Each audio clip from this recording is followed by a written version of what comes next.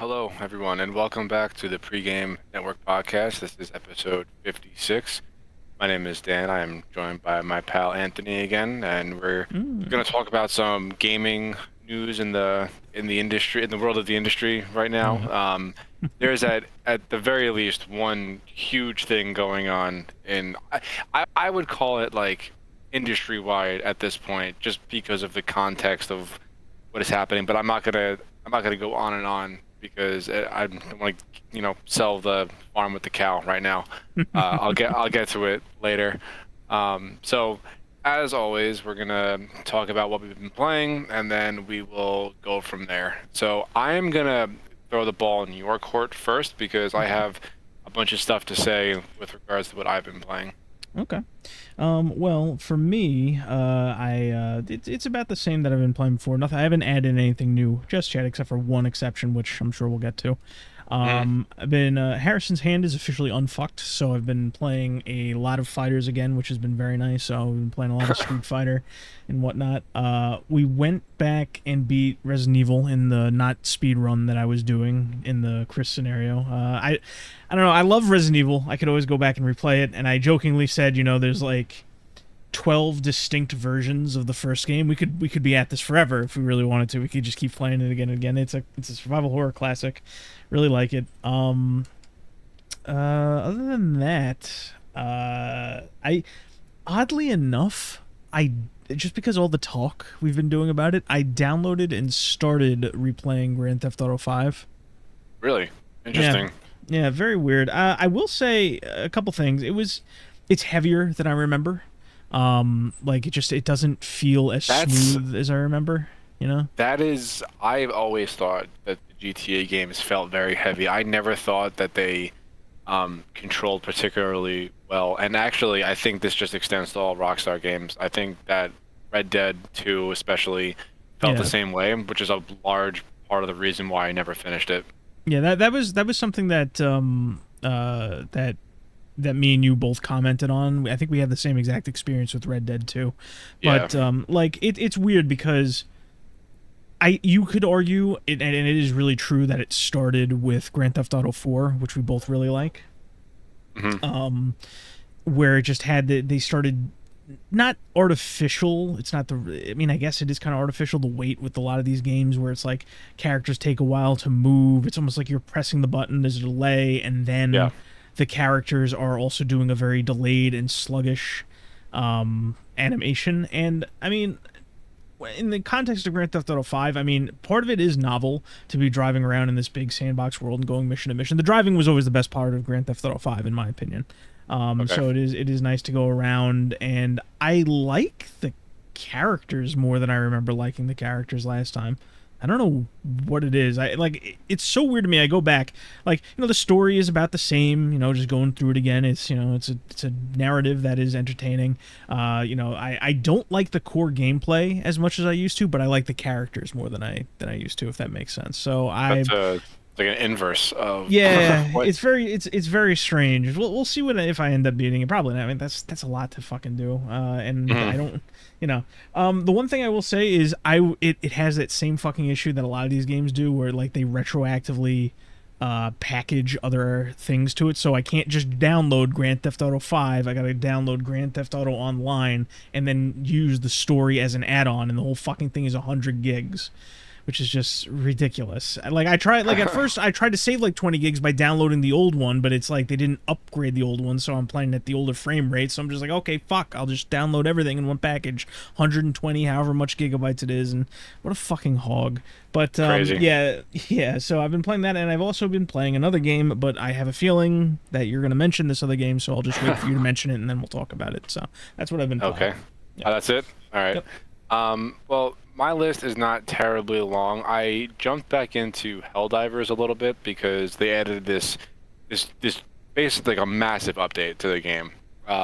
They added a weapon customization system, and this finally gives me something to spend my credits on. I Mm. no longer have 50,000 credits just burning a hole in my galactic pocket. Um, Now you have to level up a gun, and then you can buy the attachments with the credits, which is essentially more or less of what I've been asking for over the past several months.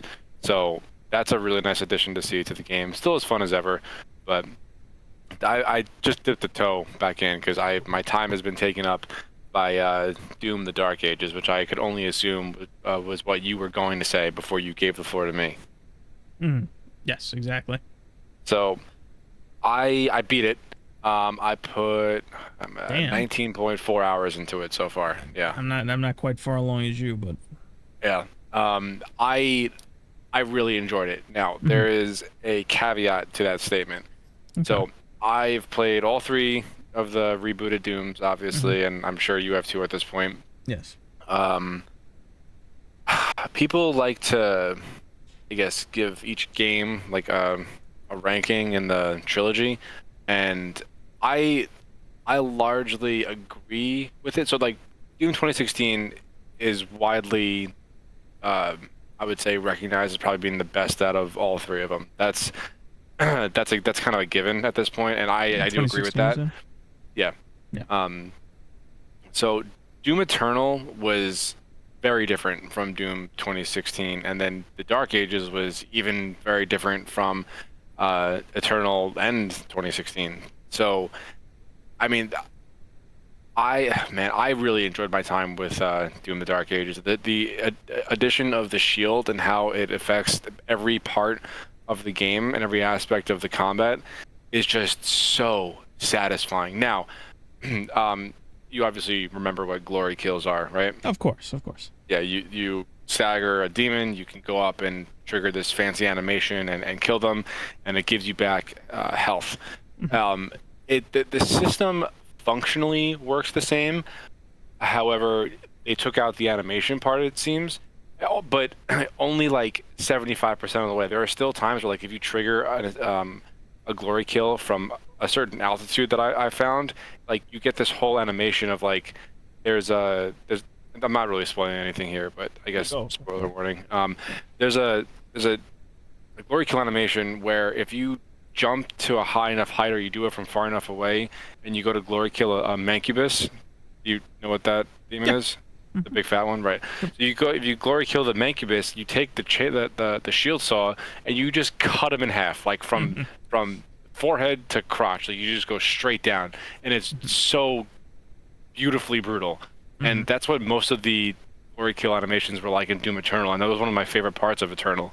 Hmm. And they just kind of took it out of the Dark Ages, and in favor of like you deal enough damage, the enemy goes into a stagger state, and then you basically just hit the melee button, and you trigger like I guess it's kind of an animation, but it's not the same thing as Doom Eternal. I like the Doom Eternal system way better than Doom the Dark Ages because it just really made you seem like it made you feel like the Doom Slayer. And not that the Dark Ages doesn't have you feel that way, but in like another way. But Doom Eternal just like I felt like it was way more brutal. Now, I beat the Dark Ages and I immediately went back to Doom Eternal and I started another playthrough of Eternal. I Hmm. wanted to see like what the difference was when I was fresh off of the Dark Ages. And it is like so different. My so on mouse and keyboard, you bring up the shield by right clicking. I would assume on controller it's left trigger, but I don't know for sure. Um, I was such in the habit of bringing up my shield so I could dash around. I kept on doing it in Doom Eternal, and I started a nightmare playthrough, which is one step above ultraviolence. It's like it's basically hard mode without the permadeath. Yeah. Um, and because I felt like really confident in my Twitch shooting abilities after the Dark Ages, Hmm. so I decided to go back to Eternal and start a nightmare run. And I was so in the habit of bringing up my shield and locking on to like a distant target and just zipping across the map to get from point A to point B that I kept on dying. It's pretty funny actually. Um, but to be honest with you, I don't know which game I like more, whether it's Eternal or the Dark Ages. I think each Hmm. have their own charm to them. Because if you like the like super duper fast combat style of Eternal, then obviously you're gonna like Eternal better. But I went into the Dark Ages thinking that I was going to like the standard fight philosophy over being a fighter jet, as Hugo Martin likes to describe Doom Eternal. Hmm. um, and then going from the Dark Ages right back to Eternal, like within the same hour. To be honest with you, I don't know which game I like better just based on their combat system alone.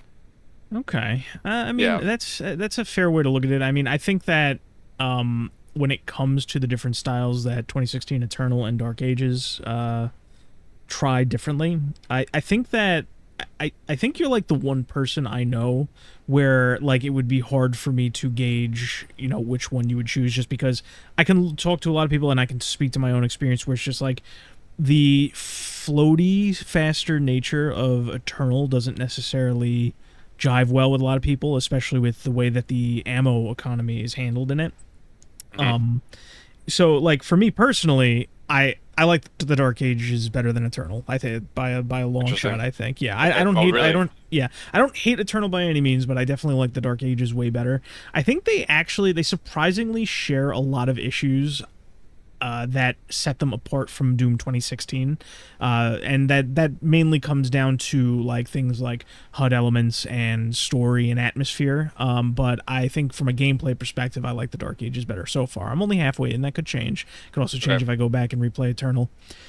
So you're halfway into the Dark Ages. About yeah, I think you've probably hit the depth that um, the Dark Ages combat system has to offer, as opposed to yeah, Eternal, where they just keep on giving you more shit.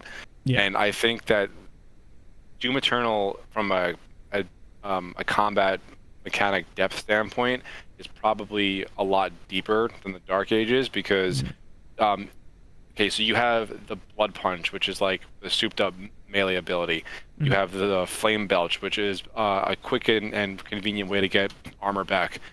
You have the Frag Grenade that fires off of the shoulder-mounted launcher, and that's just like a good way to deal a bunch of damage and put an enemy in a stagger state. Mhm. You have the Dash, which is exactly what it sounds like. It's just a quick dash, and, It, it, and it's funny that you mentioned that. Despite the fact that like I would say Doom Eternal, I probably played the least of all the Dooms leading up to the Dark Ages. I was constantly trying to dash, like I was constantly yeah, pressing the button to dash, despite the yeah, fact that that's just not in the Dark Ages outside of the shield. right. Well, the shield dash or bash, whatever you want to call it, Yeah, it's probably on the same cooldown timer as the dash from Eternal, feels the but same. Yeah. I think it feels better because you can cover greater distances and you deal damage when you zip Yeah. around, and also like it is functional as a melee attack, where the base melee Yeah. attack in Eternal was essentially useless. Yeah. Um, The shield bash in the Dark Ages is definitely it's definitely more of an aggressive option, which you kind of yeah, want for Doom anyway. Which is so it's much. I would much rather have a dash that homes onto an enemy in my cone of vision than like an yeah, omnidirectional dash that Eternal offered. yeah. So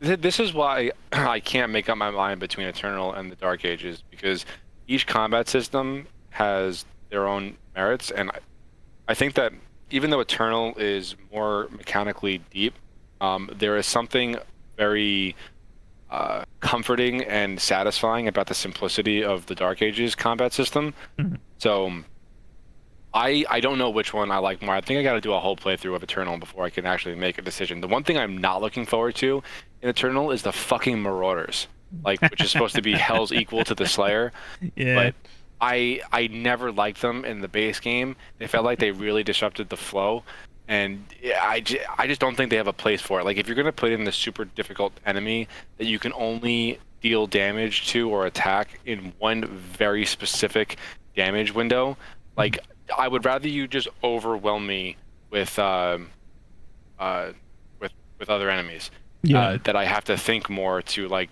solve that combat chest than like basically dodge around until the Marauder's eyes flash green and then I could do something. That was always annoying to me. Yeah. Um, so okay, so moving on from the combat system, I don't remember how long of a campaign Eternal had, but the Dark Ages campaign was like decently long. It took me 20 hours to beat it, and I was playing on Ultra Violence on the Mhm. Dark Ages, so there were a couple encounters where like it took me a few tries to get through. Mhm. But once I did, I I was able to. I feel like every time I was stuck at a combat encounter, when I was able to finally move on, I was that much more skilled at the game than prior, and Mm, obviously.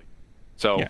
I don't know. I think that both games have their own merits, and I actually really respect id for going out on a limb and trying something very different from the previous game. They could Mm, have just kept the same combat system and tacked on a little bit more things, and essentially the same game with a new coat of paint. And okay. that's not the case here. The Dark Ages is very much its own thing, Yeah, of and I course. think that works in its favor. Yeah. So the writing, however, not the greatest. It felt like a Saturday morning cartoon. But that's fine in my opinion. Like it's a Doom game. Like I just want to get in there and kill demons. Um, Yeah, I mean that's kind of the area where like me and you will disagree a little bit on that, just because like I think that when it comes to like that kind of position, and I'm not like ragging on your position, I'm just using it as the example. When you look at like, oh, you have story in a Doom game, and then everybody thinks back to, I think it was Romero that said this. His position on it was like, story in a game is like story in porn. It's there, but it's not really what you're there for.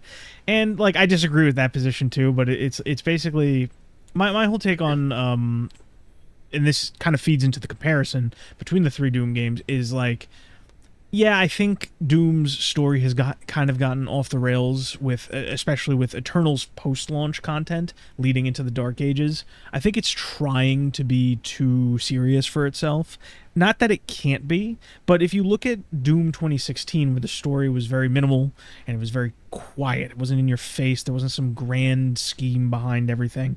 It's like you just got to know the scale and the contents that are appropriate. I think the major thing is they really don't know what to do with Doom as far as lore and mythos goes, And yeah, I think maybe. that I think so. I like it's fun. Your approach to it is fine. Where it's like, it's silly. The game's good. Like, yeah, the game still plays fine. But I think that the story content deserves a bit more scrutiny, just because there is a way to do it better. Throw it Yeah, like, I agree.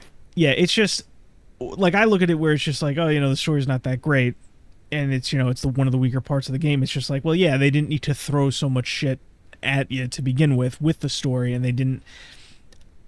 What's the Well, best way to put this? the entire campaign of the Dark Ages is basically one giant MacGuffin fest, Pretty and much. it definitely like it wouldn't have taken a genius to write a little bit of a deeper story and lore Yeah. about it. Like but this definitely is where you and I disagree a little bit because I am fine with just like going through 22 levels of ripping and tearing and Yeah. having that story in the Well, background that really doesn't mean much. yeah, it's not that I don't mind it. Like the story's not horrendously bad. It's just No, it's it's not. inoffensive. It's just I'm just very simple. I just take issue with the fact, and once again, this isn't you. It's just a lot of people kind of have this position where it's just like, oh, it's Doom. Fuck the story. It's just Doom. I'm just like, I mean, yeah, but like Doom as a franchise has a very easy way to just have a story in the background. 2016 did it. The original Dooms had an even more simple story. Doom 3 did its own thing, which a lot of people don't like Doom 3, but it is what it is. But I Never think played that Doom 3. Doom 3 is basically a survival horror game. It's a different kind of action. It's meant to be creepy and scary and shit like that. Doom Mhm. the original pitch for Doom 2016 was actually supposed to be much closer to Doom 3, but that's besides the point. But Doom 3 and Doom 64 are they're darker, they're creepier, and Doom 3 to a much higher extent. But I guess what I'm this is more like a nitpicky rant, but like I'm just saying, like one of the reasons that I do like 2016, like everybody else does, more than Eternal and the Dark Ages, is because of the pacing between gameplay and story and what the story was actually offering you. It wasn't constantly, you weren't getting constant cutscenes with people you don't remember like 10 minutes later. You weren't getting needless, like, oh, the Slayer is really some, ancient, he's technically like a herald for these greater creatures and shit like that. It was just the Doom guy is back after however long, and he's here to rectify the situation that's in front of him. Yeah. And I don't know. I think that they're definitely like you did that. You said the whole thing yourself. You did the rip and tear until it's done, right? That's the meme that everybody likes. That's the comment that everybody likes. That's what everybody's been saying for years, ever since it, that one comic panel where he said rip and tear. And I just feel like they're trying to harness that and turn it into a larger story, and I think it's a bit of a misfire. Not enough to hurt it, because once again we're talking about the game as is, and I think it's like I said, I really I don't want to say I love the Dark Ages, because that's a little too far, but like, I enjoyed Eternal, and the enjoyment I'm getting out of the Dark Ages is more than Eternal. Like, I'm more excited to play the Dark Ages than I wasn't Eternal. So, my little rant over about the story and the content, just because nitpick. I like it when things are taken seriously, without being dismissed. I guess, I don't know. That's just a little nitpick for me. But I only have 2 more things to say about the Dark Ages, and then we can move on. Yeah. Number 1. The mech and dragon sections of the game completely unnecessary and useless, and it was just did not belong in the game. It did not feel like it belonged in the game. Personally, about them, what I would just say real quick is that the mech sections were just like they're not terrible, but like they were, that's like filler. The mech sections felt the most like filler. The dragon sections were much better than the mech sections, just because they almost presented you little miniature open worlds to explore a little bit. Like there's I haven't dicked around with it too much, but like the dragon sections have like hidden landing zones you can find and do other shit. So I appreciated the dragon sections much more than the mech sections. I think that the mech sections kind of overstay their welcome just a little bit compared to the dragon sections, but well, it's meant to sell you on this power fantasy of you being the unstoppable Doomslayer. It also happens to have an unstoppable, gigantic fucking Jaeger mech that he can pilot when the occasion calls for it. But they were really short, which was a good thing, honestly. Definitely. And 2, it was. Yeah, 2, it's just go here, do this thing. The combat was, I didn't like how they only gave you the big minigun in the mech like only 2 or 3 times, and then you had to fight with your fist the rest of it. Like I thought that was kind of dumb. The first time I watched the mech put down the minigun, I'm like, oh no, I'm not getting that back, am I? Yeah. Yeah, I think that would, like, I would have rather have had the gigantic Gatling gun as in the mech like the entire time than fight with my fists. So I don't know. It just didn't. It felt tacked on. It didn't really belong there, and it kind of inflated the playtime by like maybe a couple hours. So not that big of a deal, but it's definitely a detractor from the overall experience. The last thing that I'll say is being such a big Doom fan and knowing how Doom 2016 opens with the Doomslayer waking up out of the sarcophagus and basically breaking himself free from the chains that he was restrained to in the sarcophagus, and like just kind of going to work, ripping and tearing. I was convinced, like the entire run of the campaign up until the very few minutes, that the Dark Ages was going to end with them putting him in the sarcophagus for whatever reason. I was like really curious to see how they were going to do it, like what the reason was. You know, the Slayer is this unstoppable force of nature, but somehow he gets trapped in the sarcophagus in the beginning of Doom 2016. And I mean, I won't spoil the ending for anyone listening, but that's not how it happens. And so the game ended, and my first thought was, oh, they got to make another one. Like there's got to be a reason or like a gap to bridge between the Dark Ages and 2016, because it doesn't end where the first game picks up. So that's not really a detractor. It's just I was surprised by the fact that it didn't end the way that I was convinced it was going to, given the events of 2016. So that's basically it. I mean, that we kind of just did like a review discussion about this game, which is fine. But I really enjoyed it. I probably would give it 8.5 out of 10 if I had to.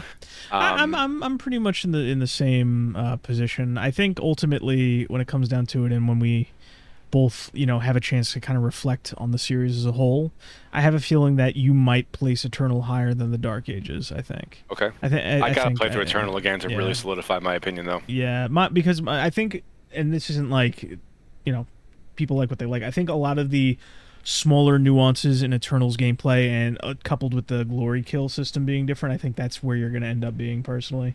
I enjoyed the glory kill system so much in Eternal because it really just made you feel like this force of fucking nature, especially with the wrist-mounted blade, and and the animations were so brutal. And the two that I could think of from the Dark Ages happened once in a blue moon, and when they did happen, I was like, oh, nice. But most of the time they didn't. I was just like, oh, okay, like you're just kind of hitting something to death. Go ahead.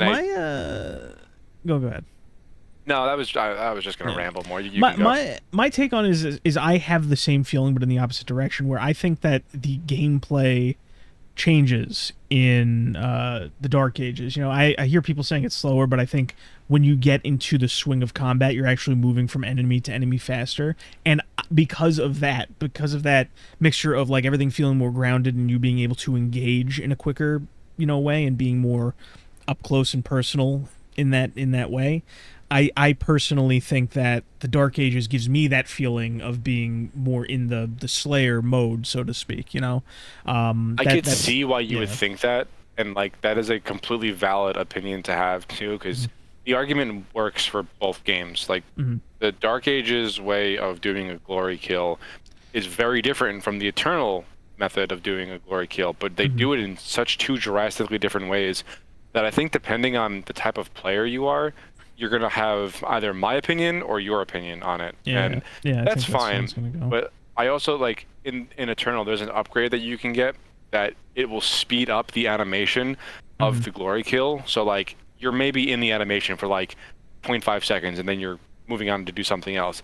If you don't have that upgrade, like you have maybe a second or a second and a half to kind of take a breath before you kind of decide what you have to do next in the map. In the Dark Ages, it's very dynamic and it's very fluid.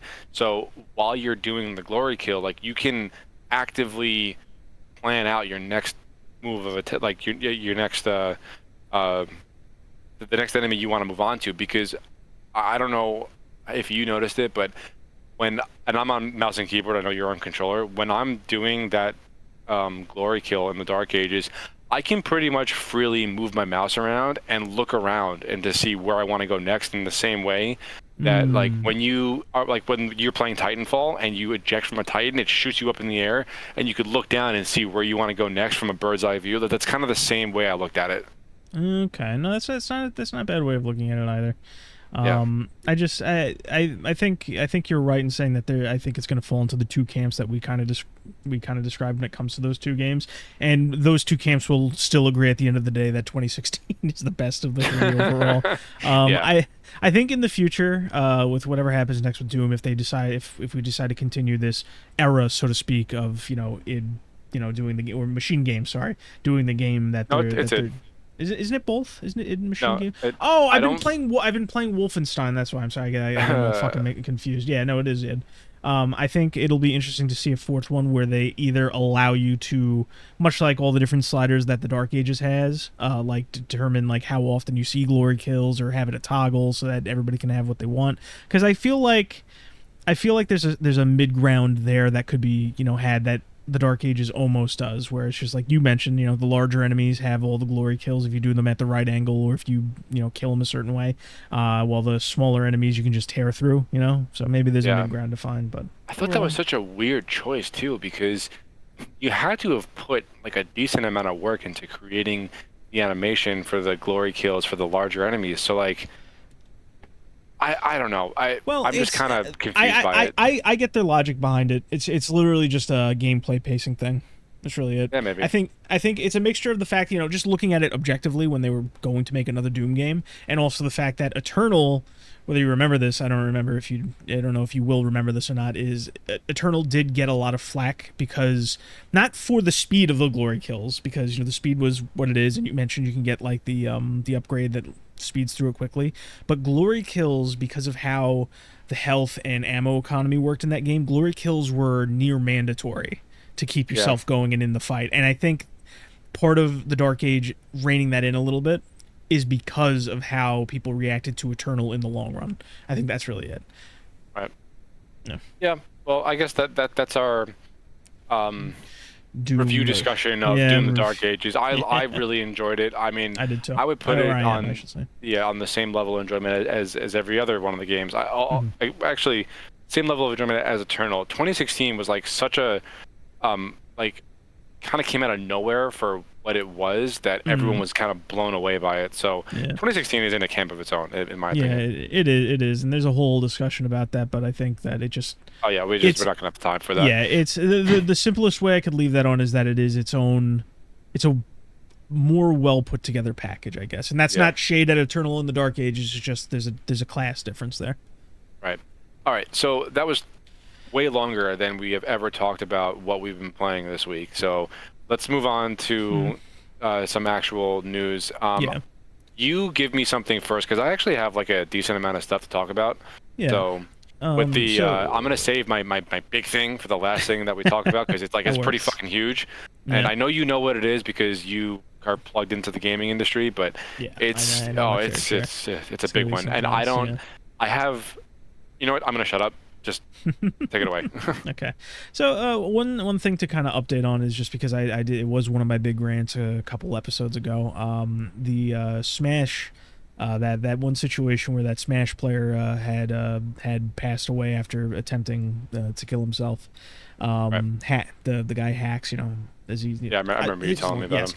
Yeah, recently there was an expose done on it because there's a growing contingent of voices in the Smash and fighting game community that are covering these things more and more, and there's one guy in particular who does like these big expose things, and a lot of information came out because he was able to get in contact with his with Hax's mother. He was able to get his hands on a lot of group chat information, and I just have to say, I want Nintendo to basically come out and basically like bring the hammer down on the community. It is really just that bad. You have like some of the shit that was going on there was just absolutely heinous, like making fun of him, fueling his paranoid tendencies, basically driving him to like I last time we talked about it, I put all the blame on one guy, and that guy is still very, very heinous. But there were people involved that like considered themselves his friends, so to speak, that just fed into his paranoid delusions, were trolling him That is about his so shitty. yeah, it's like, but I bring this up not just to talk about him and his terrible situation, because like these people, it's a bigger. These people are everywhere, basically. I've mentioned this with the fandom talk. I mentioned this with the fighting game community talk. It's just there is a group of very terrible people, power tripping autists, people that were like bullied in high school that just want to take it all out on the world, and all these terrible people. And it's just they run fucking all of the communities, or have their foot in the door in all the communities, and they just make everything worse. And I like this whole conversation around this guy dying is kind of brought, it's officially to the point where top players can't ignore it. So now like we're edging closer to there being some kind of massive war in at least one of these communities, because it's getting to the point where it just can't be ignored anymore. And like everybody's just learning just how terrible the people claiming to love the scene and bring like conduct to the scene, and like, oh, we got to be better, we got to do everything. It's a dreadful situation, like what they did to this guy, and I say this guy, but it's really, there's multiple situations like this that just don't get the attention they deserve. So I really just want the whole thing to burn to the ground. It's just, yeah, so I just little update there. The people involved were worse than you could ever imagine. They just really ostracized and bullied this guy, and it's because you have all these narcissists that essentially just treat these spaces as their own private fiefdoms and cast out anyone with wrong that participates in wrong think and whatnot. So really, really terrible stuff. And Yeah, it's just terrible all around. yeah, there will be more to say about that in the future, just because I have once everything passes, however long it takes, months, years, whatever, I'm sure I'll have a lot more to say on it. But it's just, you can't name too many names, unfortunately, otherwise they just make you another casualty, and you get cast in a little bucket. We'll see what happens, though. Oh boy. Yeah. Well, I mean, do you have any other thing to go over? Like, how dense is your catalog this week? I mean, I don't have too much else to say, just because I was going to leave it to you, because I know you have a lot to put in there. I will Yeah, say that way more than usual this week. I don't know why. yeah. The only other thing I can really think of, and it's a fairly small thing, but level 5 dissolved what what was called Comcept, which was underneath them, Okay. which is it was a subsidiary that was run by KJ Inafune, who was a big Capcom guy back in the day. He did a lot of the designs for Mega Man. He helped with Onimusha. He has his name on a lot of projects. Like he's also part of the Dead Rising series, but his importance varies. But it's like he's ever since he did his power play at Capcom, where he basically wanted to like rise up in a company that he had already risen to the top in, and he started leveraging IPs and shit like that. He basically just hasn't really done anything of note. So I don't know where this guy goes from here, but he just, that's really all. The only other thing I had of note. I haven't really seen too much going on this week. All right. Well, let's see. Where do I want to start? All right. So some Helldivers news. I mean, this isn't really news. I mean, I saw this. It was kind of just reiterating on the fact that the Arrowhead just wants to support Helldivers 2 for as long as they possibly can, just so long as Yeah. the money keeps coming in and that they can keep on doing it. Mm-hmm. And you know what? I'm fine with that. Like they're being pretty consistent in this messaging, and as long as they get their quota or the money coming in, really at the end of the day, they just want to keep on updating the game and supporting it. And I personally, I think that that is a very solid possibility, probably more than likely that they're going to be able to get what they want to transform Helldivers 2 into Helldivers 3, which is what they said the the caliber of update that they wanted to bring to the game. Like that is what it will eventually turn into. Okay. And I like that messaging because one, you don't have to buy a new game, which is great, and two, you get to keep all your shit, which is great. And you know, even if they just do like an evolution of mechanics or add more and more stuff, you know, they just added a weapon customization system for all the primary weapons, and I think that they'll probably do something for the secondary weapons as well, because they, you know, when the game launched, we didn't have a melee class of weapon. Now we do. Okay. So, and when it launched, we had no way of quote unquote customizing any of our primaries, and now we do. Now you can add like weapon sights or grips or flashlights or muzzle attachments or magazine. Like it's pretty expansive for a game that I don't think they had the intention of doing this when they were making it. Probably So not. This is all yeah, cosmetic, right? no. This has like legitimate in-game Oh. stat bumps to every gun, and it's all free. Okay. Yeah, Nice. it's a really cool update that they did.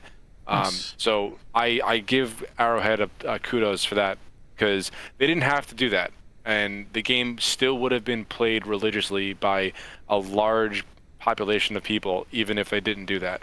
And now they're just adding more and more depth to their game, and it's going to show over the course of however many years Helldivers 2 stays alive for.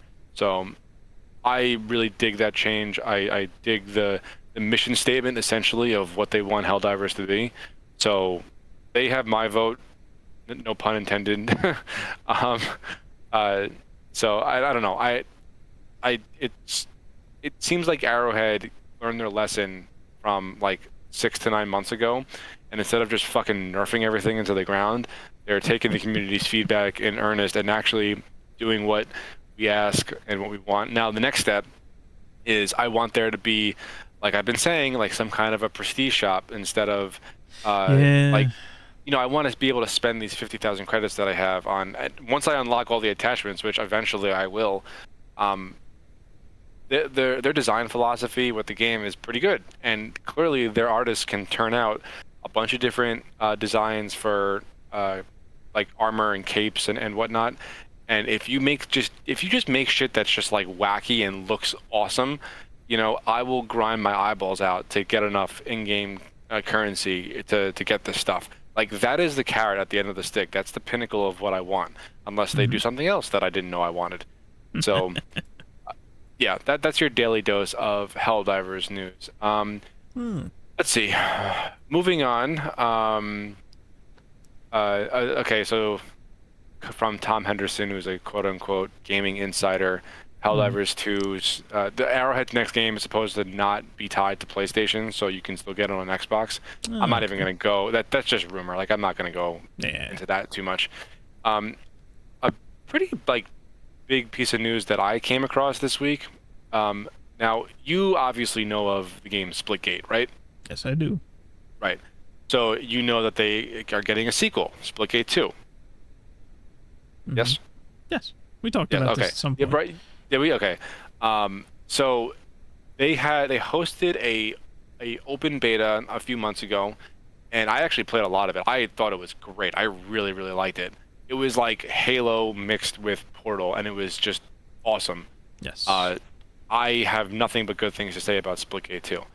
Mhm. So, what was this? On the 15th, today is the 18th, so just a few days ago, um, the developer said that they are going to be coming out with an open beta starting on May 22nd. That's on Thursday, I think, of this coming week. And then somebody in the comments asked, like, when is the game coming out? Or like, no, I'm sorry, how long is this beta going to last? And they said that the beta is going to last until the full game launches. So basically Yes. means Splitgate 2 is coming out on May 22nd, and like, it kind of came out of nowhere. And I am over the moon about this because as far as like a straight up arena shooter with no bullshit microtransactions or battle royale modes or extraction modes or whatever, like this is like the arena PvP shooter that I've kind of been waiting for, that is only interested in doing a very traditional arena style PvP mode Hmm. or PvP like gameplay. Um, and I can't even tell you how excited I am for the 22nd now because like you hear open beta for a game that has no release date, you're like, okay, it's probably gonna last like for the weekend. And then Hmm. they say, no, it's gonna last until the full game comes out. Like I was in disbelief. No, yeah, Uh, that's definitely a big one. It just it yeah, it obviously it's a smaller title, so it's kind of hard to judge. But the whole right. point, as long as the beta is actually updating in a meaningful way and it's not just like an extended demo, that could work out very well for it. Yeah, and even if they wipe everything, like when the 1.0 version of the game comes out, like I'm Yeah, I'm okay with that. that's Like fine. I'm fine. I'm okay to grind something again as long as it's fun to play. And And I remember, feel like it is a beta after all. yeah, yeah.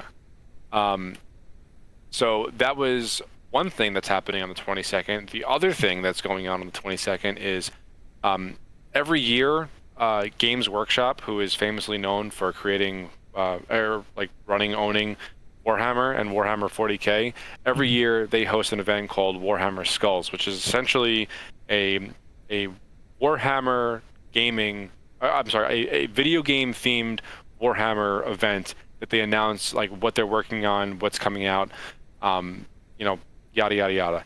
Yeah. I only bring this up because I play two different games like pretty religiously that are Warhammer 40K themed. That being, and if you listen to this podcast every week, then you know it's Darktide and it's Space Marine 2. And Mhm. both games have teased a new class coming out. Um, Ooh, Space Marine 2 actually had their class leaked. It's supposed to be like a tech engineer or something with like interesting. the whole thing with that is like you have constructs and turrets and and that kind of thing. Uh-huh. Um, for Darktide, all we got was like a 10-second trailer or a 12-second trailer with 4 seconds of usable information, and and according to this very limited 4 seconds, it seems to be like Darktide is going to be getting a new class, and it's going to be some kind of like Beastmaster or minion type of class, because Okay. the trailer was in first person of we don't know what, like sprinting towards a mob of enemies, and the trailer ends with like this thing, creature, whatever, leaping into the face of one of the um, like pox hordes that you fight in the game. So I don't have much more beyond that. Those are the only two Warhammer games that I'm Hmm. really into that I play like almost every week. Yeah. May 22nd, Warhammer Skulls is going on, which is the video game event that Warhammer hosts every year. And I'm very, very, very excited to see Hmm. what is in store for Space Marine 2 and for Darktide. Yeah, it can definitely be a Um, good time. yeah, so that's that's coming up. Definitely looking forward to it. Let's see, what else do I got? What have I posted? A lot of Helldiver shit this week. How could uh, it be? all right, so I've definitely mentioned Destiny Rising on this podcast at some point. Yes, you have. Right. Okay. So Destiny Rising being the mobile version of Destiny, it really has nothing to do with Destiny 2. It even they like NetEase, who are the developers, have come out and said that it takes place in like some alternate timeline, whatever. And I think that was a mistake, but whatever. I digress. Um, they said that they are coming out with a reveal event, and it's going to have a major announcement. And let's see. Uh, I'm trying to find the date. I don't know if they announced the date, but they said that they're gonna have May 19th. So tomorrow. Shit. Hey, there you go. Oh no, I'm sorry. The event runs from May 16th to May 19th. Wait, so a multi-day event for an announcement? That doesn't make any sense. Well, maybe they Uh, mean it's at the event, at the multi-day event. There will be an announcement. yeah, probably. But I don't know. I don't really have an opinion on this. Mhm. Now, the sad part is that from the limited amount that I did play of Destiny Rising, I got into the closed alpha. Uh-huh. The we're gonna talk about Destiny in a second here, but Oh, I'm sure. um, the limited amount that I've played of Destiny Rising, like, solidifies the notion that Destiny 2 is in some major need of an overhaul of not just one area of the game, but almost every area of the game. Like, there is no world in which NetEase should create a better version of Destiny for a fucking mobile platform of all things than Bungie creating its own IP or developing its own IP. Like, it's such a weird situation that we're in here. um, but that's really about it. Just the fact that NetEase is hosting an event on May 16th to 19th, and during this event, there's supposed to be some major Destiny Rising reveal. If I had to guess, it's probably going to be a release date paired with like some in-game announcement that they're making. So we'll see what that's like. I played a little bit of it. I know I've ranted and raved previously about the touch controls on like phones, Yes, and I at the can't. very least we've talked about it. Yeah, I can't stand them, but at the Yeah. same time, like, Destiny Rising just seems to be a more competent version of Destiny 2, which fucking hurts my heart, man. Yeah, there's And this weird tendency. It's not just like shooters, but there's a lot of situations where like a game will either get a mobile edition or like a mobile like sister game, and it's Yeah. just like there's weird quality of life and like smoothness that the main product doesn't have. Like it's almost like they get like a tune-up on their way to the phone. It's not Yeah. uncommon. I don't know what Well, that's such a bizarre phenomenon. the key phrase that you just said, involving like these types of sister games, is quality of life. Yeah. Because Destiny 2 has been around for 7 years, maybe 8. Like, Destiny as a franchise has been around for 10. But Destiny 2 has been around for, I want to say 7. I could be wrong. But it's close to that time frame. Yeah, right. Now, in that time period, NetEase obviously is aware of Destiny 2's existence. And I say this because they are aware of what to do and what not to do in their version of a Destiny game. And quality of life is right up there. Like, it's probably the number one thing. Because the onboarding experience for Destiny Rising was leaps and bounds better than anything Destiny 2 proper has ever had. And that's pretty sad to say. Yeah. Now, on top of that, the whole Triumph tracking system, the whole objective tracking system, the way that it guides you through the different objectives is so much more easy to understand and streamlined than Destiny 2 ever was. And I mean, it must be weird for the team at Bungie that is still developing Destiny 2 to sit back and watch NetEase do a better version of their game in certain aspects, but for a mobile platform. Like, I were in their shoes, it's like a slap in the face almost. Yeah. So I don't know what they're planning to announce in May, but or in tomorrow, whatever it is. Um, but it's going to be interesting because there's a lot to like in Destiny Rising, like more than most Destiny players probably were prepared for, if that makes sense. I suppose we'll see. Yeah. Okay. So Here comes the big speaking one. of, that was pretty much the last thing that I had as far as like news stories go that I found in my travels this week. Time for the big one. It's time for the big one. Okay. So if whoever is out there that is listening, if you don't know, Bungie has been caught up in this massive art theft scandal for Destiny, for Marathon. Yes. Before I go into this anymore, Anthony, how much do you know about this whole situation? So, I have a few people who are very much tuned into the Bungie stuff, and I kind of just like orbit around the information. What I know is this: I know that there is art style plagiarism of some kind afoot. There was a recent smattering of changes to Marathon as it pertains to how the game plays, as far as buffs, nerfs, and balancing. And I know that players aren't happy, and morale at Bungie has supposedly never been lower. That's where I'm at. Okay, so you're right on all accounts. Okay. So I'm gonna try to start from the beginning. I'm gonna go based off of memory slash I created a note file on my phone today because, and this is the first time I've ever like really made a note in earnest for this podcast, but Anthony, there was literally too much to fucking remember about this scandal that I had to write it down. Actually, the note file in my phone is titled Too Much to Remember. So the very first thing on this list is morale at Bungie is in complete free fall. Yes. Whether a dev is on the Destiny team or the Marathon team, like it has never felt worse to work there. Okay. I didn't list my bullet points in any particular order, so I'm gonna try to go in order from what I remember. So there was an artist on Twitter that came out and said, "Hey, this is my art in the game Marathon. Like it's clearly mine. Here are the side-by-side images. This is it was stolen / plagiarized or however you want to describe it."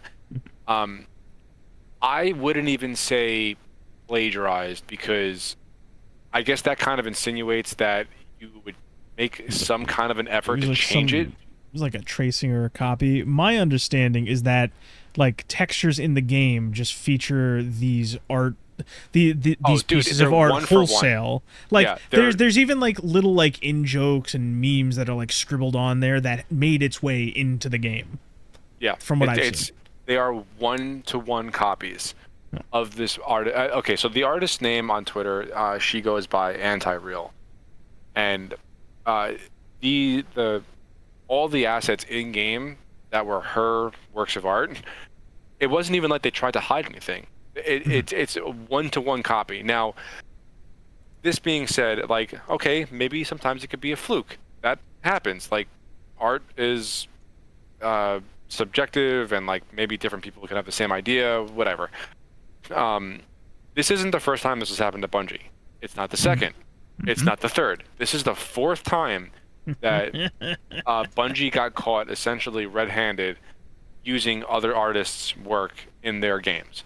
Now, the first 3 times, they said that it was the fault of a third-party vendor that was helping them develop whatever they were doing at the time that the stolen artwork was discovered in. This time, that was not the case. This person lifted this artwork from Anti-Real's portfolio and dropped it in the game shamelessly that was working in-house at Bungie. Now, obviously, this person got fired already. They're no longer at Bungie. Bungie has said this ad nauseum. So that's bullet point number 1, I guess. Now, the next thing that I found, like, really fucking suspicious was the entire Marathon art team. It might be the entire Bungie art team. I don't know how they split up the art employees at Bungie. The entire team, the art team, follows Anti-Real on Twitter. So it's not like they didn't just stumble upon him. They just they knew about this guy for however long.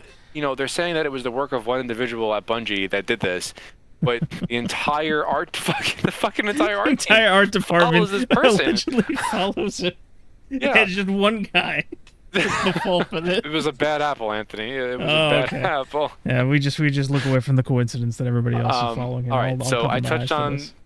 I've touched on the morale freefall. I've touched on the one-to-one copies, the frequency at which plagiarism has happened, the fact that Bungie follows, all of Bungie essentially fucking follows Anti-Real on Twitter. Now this is like the core of this whole scandal. Like obviously, nothing about this is good or acceptable. The community at large has completely turned on Bungie now, and I'm not even saying they're wrong. Like this is ridiculous. Like one time, okay, maybe it happens. Two times, even then, fine. Three times, it's like, what the fuck is going on here? And the fourth time, like now this is like a full-blown pattern. Like I don't know what's happening here. And that's just the plagiarism scandal. And there are other things here that are at play that, Marathon is in humongous trouble. Like I would be completely flabbergasted if one, Marathon doesn't get hit with like a hefty delay to like the point where they don't even have a release date anymore. Because Anthony, the entire art style of the game is themed after Anti-Real's art. Like it's pretty obvious, and it's like they didn't even try. May as well fire the entire art department and just hire this one guy and just say like, okay, the work's done. Here's your paycheck. It's fucking wild, dude. Okay, so that's like the art scandal in a nutshell. Now, in my research of this, because I really tried to go above and beyond as far as like just this one story, because there's so much to this. The devs apparently kept on telling the Bungie leadership what would and wouldn't work as far as the core Marathon gameplay loop, and this was going on for years, mind you. But the leadership at Bungie essentially completely ignored the people that were creating the game and pushed the extraction shooter product that we're now seeing, and nobody is excited about it. Like at best, the reception of Marathon is lukewarm. So I don't know what the fuck is going on at Bungie management, but because I mean, look, I can tell you firsthand that the developers themselves are very talented. Like the art in Destiny is breathtaking. Like you might not share the same opinion, but you would actually be surprised. My opinion on Destiny's art style is that it started out really, really nice looking, and I think it still looks nice as it's gone on, but it has depreciated since the early days of Destiny 1. I would agree with that. Yeah. I would agree with that. So I mean, they have the art team to pull this shit off, but the developers are saying, hey, people want a PvE only version of Marathon, and a lot of other extraction shooters also have this. Why don't we have both the PvP version of Marathon of like the extraction bit, and then only the PvE version? And apparently it was just ignored, and they were forced to make what we have right now, and it's just nobody, one, asked for it, two, likes it, or three, wants to fucking play it. So it's just not a good look. So I mean that was one thing. Let's see what else we got.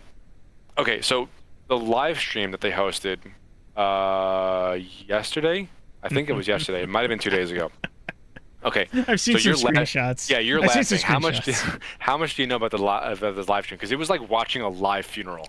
I know a few things. One, I've seen more than a few stills of the people hosting the stream, and they look dead on the inside. And I also know that when they did like little things like, "Oh, we're gonna take your questions," they were heavily curated. Yeah, it was rough. They could have disabled the stream chat, and they didn't. Which, if they did, if they did actually disable that chat, that would have been such a worse look than what they're already in. So it was like probably a net positive that they didn't. Although the chat during that stream was fucking brutal. Like and so on top of it them being brutal, they had a condition in the Discord chat or the Twitch chat where you had to be a follower of Marathon for a month before you were allowed to post anything, Okay. and it was still just a massacre. Yeah. So nobody is rooting for them right now. Like, this is really, really bad. Um, uh, Going off of the, devs telling leadership what's going to work and what's not, uh, they kept, during the stream, they kept on saying that they needed to figure out a good method for players to engage with one another, like fucking proximity chat.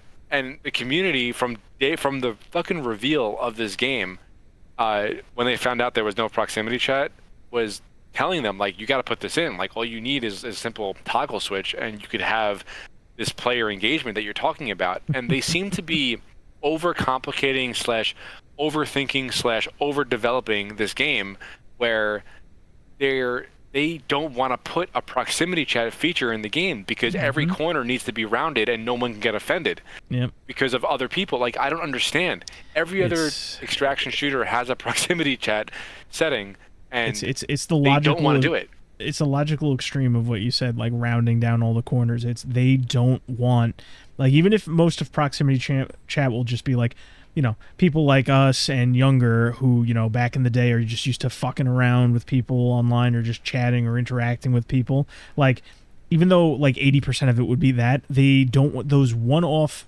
situations that end up on Twitter, or you have people, bitching about, complaining in the reports and whatnot. They are just, not only do they want to avoid that, but I'd wager there are plenty of employees who are just as thin-skinned that want such a thing to never exist. Absolutely. I mean, they still have their fucking pronouns and the Vidocs that they post. Yeah, that should give you a clear indicator. Like, everybody likes to say, "Oh, what are you talking about?" Yeah, it's a clear indicator of the kind of person you're dealing with, especially if it's a corporate-wide thing. So it's just the logical extreme of those things. Yeah, going off of all these gameplay decisions, Bungie either can't or won't put solo or duo queuing into the game. And again, this is something that people who actually want to play Marathon have been asking for from the beginning. Because you could do that in Warzone, you could do that in Tarkov, like you could do that in Arc Raiders. Can't do that here. And there is seemingly no reason, or there's no explanation given as to why it isn't included in the game. So like they want you to play it their way with only other people, like live people, which means you have to rope 2 other friends in to buy this $40 game, and you can only play it the way that Bungie wants you to play it, from an art style that they didn't even create. And it's ironic because, and I don't share this opinion, but the majority of people who are looking forward to Marathon, one of the main positives of the excitement is the art direction of this game. And now that we know that it's not from Bungie, it's like that all just evaporated within seconds. And it's just, this is not a good look. Again, I will say that I would be shocked if at the very least Marathon didn't get a hefty delay. Like, they have to go through the entire game and scan every fucking asset to make sure that it's not plagiarized now. Like, there's no other way to do it. I've heard rumors that, like, their immediate plans have been, changed and scrambled up a little bit, where, like, midsummer or something like that, they wanted to do like a whole advertising campaign or a marketing campaign, and apparently now that's been pushed back or completely canceled, and they're planning something for late August where like they might do play testing again or something like that. So they're scrambling.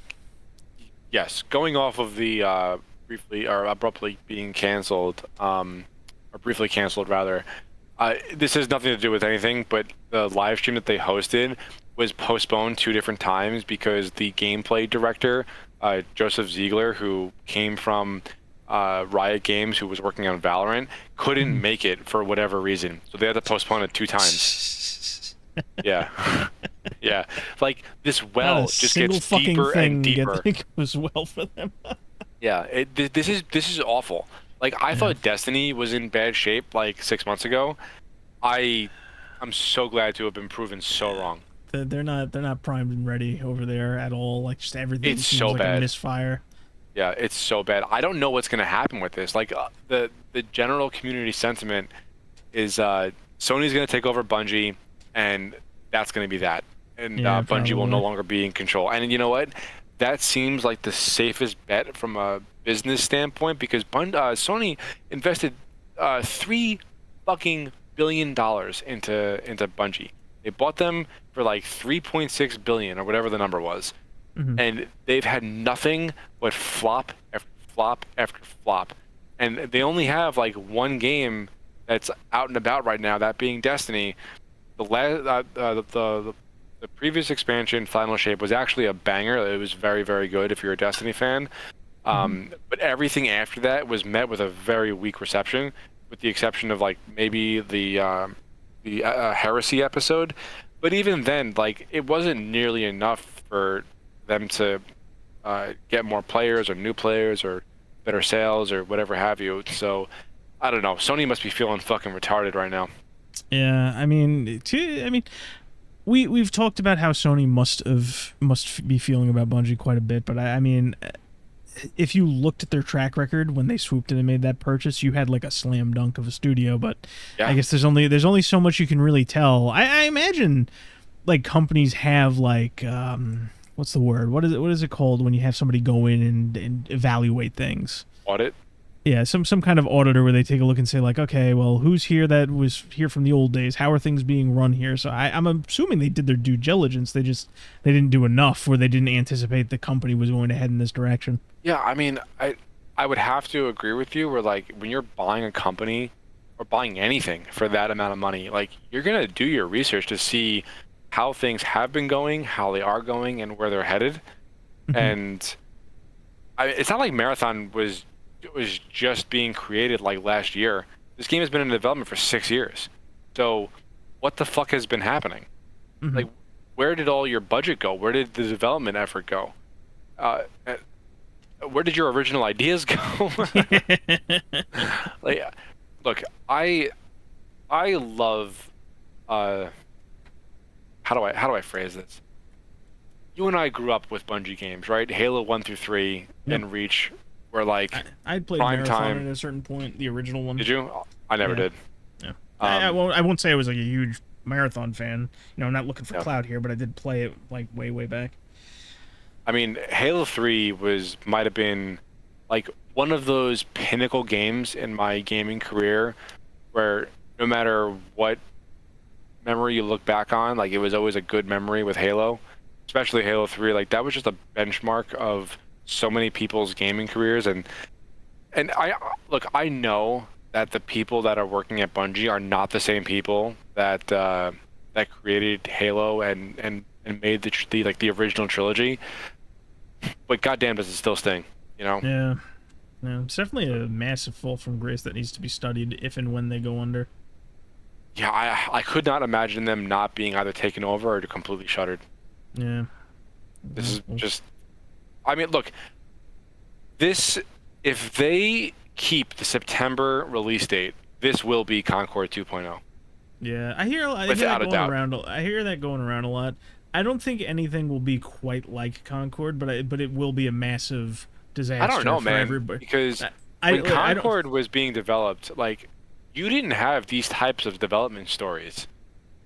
No, You yeah. know, like Listen, the development is dog shit. It's terrible. It's going to be a disaster if it launches there. But it's like they still have, at the very minimum, the word of mouth that Bungie carries. And I've said this to you before, where I don't think it's worth shit, but it still pushes them above Concord's baseline. So I like it'll be a disaster. It won't be what they need or want, not by a long shot. But I don't think it's going to be quite Concord levels. Could be. I could be wrong, but I oh think the that the potential baseline for failure is higher than Concord's just from the fact that it's got more groundswell than Concord did initially. yeah, no, you're right. Uh, Don't get me wrong, one last it's still thing. supposed to be a fucking disaster. I'm not Yeah. simping for Marathon here. One last thing that I forgot to mention about this whole thing. Um, it's kind of trivial, but like it's just a cherry on top. Hmm. The actual live stream that they hosted, uh, to get in front of the scandal and like issue their apology and their statement and blah blah blah. The live stream itself was absolutely riddled with technical issues to the point where Like, did they just set it up in 5 minutes and press the stream button? They test anything? There was a developer off screen that for a good portion of it, his mic wasn't working. So the two, like Joe Ziegler and Joe Cross, Joe Ziegler is the gameplay director and Joe Cross is the art director, they were just sitting there in silence, looking at and listening to this other off-screen developer talk, and there was just nothing. There was nothing happening. There was no audio. There was no nothing. They were just nodding and like, oh, like they're just acknowledging what this other person was saying, but he was off screen, so you couldn't see him, and his mic wasn't working, so you couldn't hear him. And it was, they were just sitting there in silence, like listening to what he had to say, until they finally fucking realized that the mic wasn't working, and they fixed it. Like, there was everything, dude, everything from top to bottom about Marathon, like full stop, and this live stream has been a complete fucking disaster. I don't see how this game like makes it to fruition, even after launch. I just don't see it. Yeah. Well, yeah. It's either just gonna march towards a dead on arrival launch, or they're gonna have to do some kind of course correction. And even with course correction, I'm kind of with you where I don't have confidence in them. I have no confidence. I have zero. Yeah, I still don't know who this is for exactly. Seems like they're chasing a trend that has already come. They are. It is 100% trend chasing. Yeah, there is no doubt. I just don't. It just seems like. I mean, I said before, misfire on all fronts, but the game itself seems like a misfire. This is not. They could have had such a better reception if they took the original Marathon game and essentially gave it the facelift that Doom 2016 gave the original Doom. That would have been so much fucking better. That would have been so much fucking better. It's so simple. It's right there. Like, you already own the IP. Yeah. Just remake it, but with like a modern engine. I don't know. I'm going around in circles. No, I get what you're saying. I mean, it's a frustrating mess all around. Yeah, it's terrible. It's absolutely terrible. And I am sitting here basically hate watching Bungie and Marathon at this point just to see what happens next, because like I feel like something else is going to come out that Bungie is doing or did or is planning that nobody wants or likes or asked for, and it's going to just cause them to sink even lower. I don't know what's going to happen, but I am very intrigued to see what happens. Oh man, it makes me laugh, but it's sad at the same time. I'm just happy that the team that's working on Marathon is not the same team that is still working on Destiny. So, that is my take, and that was probably the longest Dan rant on this podcast. But fuck, dude, this was a giant thing that just happened. And just think about it, Dan. There's 4 more months before the game allegedly comes out. So much time left for things to go wrong, and so much time for you to react to things. Yeah. But Marathon is in a terrible state. Bungie is in a terrible state. And I don't see him coming back from this. I don't know. Not in the way that they would want, at least. Crazier things have happened, but at the same time, like, it requires a level of investment that I don't think Bungie has in them, and I don't think Sony wants to put into Marathon. Yeah, I would completely agree with that. So that's all I got. I'm done. I mean, again, longest Dan rant we've ever had. So yeah, you're due for one. This is the only thing that has hit so close to home where I had to fucking rant and rave about it. Yeah, the Mass Effect 5 is going to do wonders for you when that comes out, I'm sure. You shut your whore mouth, Anthony. If they fuck up Mass Effect 4, I guess technically 5. You're gonna make my rants look tepid if that happens. I'm gonna actually go into cardiac arrest. Be sure to do your job first by ranting about it first. I still need to play through Andromeda to see like how I actually like it, because I only played through it one time, and this was like while all the technical issues were going on, and the community turned against BioWare. But I gotta play through that game because it's probably the best feeling Mass Effect game as far as like combat goes. You're probably gonna disagree with this, knowing you.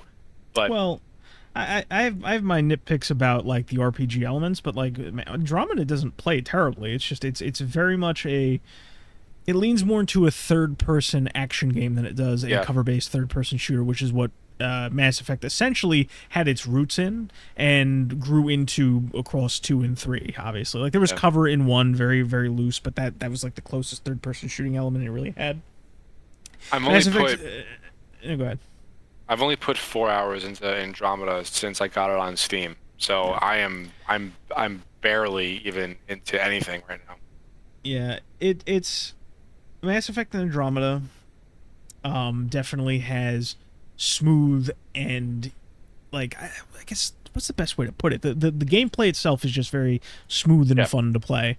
Yeah. I wouldn't necessarily say I want all of the Mass Effect games to play like that because there's not enough of the core DNA in there for me to really go with that. But as a spin-off where it experimented with a lot of different things, the gameplay was far from my biggest complaint about Andromeda. Yeah. But anyway, Yeah. like I said, that's all I got. I mean, this was kind of a big week for me for all the games and Oh, yeah. shit that I follow. Yep. But yeah, I mean, if you're still listening, thank you for listening. You got nothing else, right? You're done? No, I'm done. I'm sure I'll have Yeah. something next week. And if I still have one rant on deck for when there's when you aren't Yeah. exploding over marathon. I mean, look, I want to like Marathon. I really do. Like, DMZ left such an impression on me as far as what an extraction shooter could be, Mhm. especially from a casual perspective, because there's no way I'm going hardcore in an extraction shooter like the way that Tarkov is. But Yeah. DMZ was it was really the perfect